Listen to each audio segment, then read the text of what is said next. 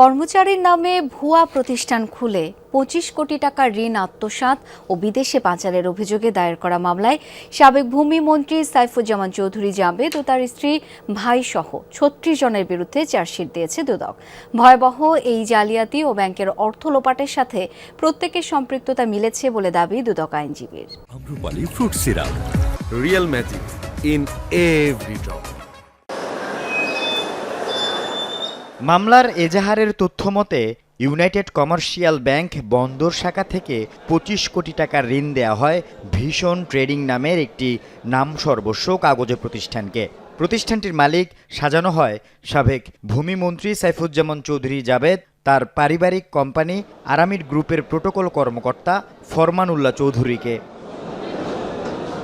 কোনো ধরনের যাচাই বাছাই ছাড়া ঋণ অনুমোদন এবং নাম সর্বস্ব কাগজে প্রতিষ্ঠান খুলে ব্যাংকের ২৫ কোটি টাকা আত্মসাৎ ও হুন্ডির মাধ্যমে বিদেশে পাচারের অভিযোগে সাবেক ভূমিমন্ত্রী সাইফুজ্জামান চৌধুরী জাবেদ ও তার স্ত্রী ইউনাইটেড কমার্শিয়াল ব্যাংকের সাবেক চেয়ারম্যান রুকমিলা জামান সহ ৩৬ জনের বিরুদ্ধে সোমবার চট্টগ্রামে স্পেশাল জজ আদালতে চার্জশিট দাখিল করেছে দুদক। ২৫ কোটি টাকা আত্মসাতের মামলা।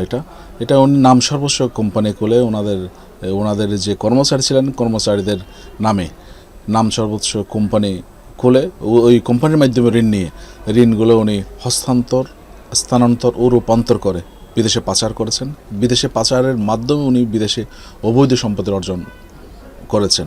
দুর্নীতি দমন কমিশন তার বিশাল তদন্তে একটা কনস্ট্রাকটিভ ইনভেস্টিগেশন করেছেন। তার ইনভেস্টিগেশনে তার এই সবগুলো তথ্য বেরিয়ে এসেছে। তদন্তে ভয়াবহ ও দুর্নীতির সাথে সাবেক ভূমিমন্ত্রী, তার স্ত্রী, ভাই আসিফুজ্জামান চৌধুরী ছাড়াও ব্যাংকের কর্মকর্তা কর্মচারীদের সম্পৃক্ততা পাওয়া গেছে বলে দাবি দুদক আইনজীবীর। সাইফুজ্জামান চৌধুরী জাবেদ এবং তার স্ত্রী রুকমিলা জামান চৌধুরী আছেন এবং সাথে তার প্রতিষ্ঠানের বিভিন্ন কর্মচারী যাদেরকে উনি এই কোম্পানির নাম সর্বস্ব কোম্পানিগুলোর এমডি বানিয়েছিলেন, চেয়ারম্যান বানিয়েছিলেন, ওনারা সবাই এই মামলা আসামি হয়েছেন। দুর্নীতি দমন কমিশন তার তদন্তে তার যে বিদেশে অবৈধ সম্পদ সহ টাকা পাচারের স্পষ্টত প্রমাণ পেয়েছেন, আজকে চার্জশিট দাখিল করেছেন।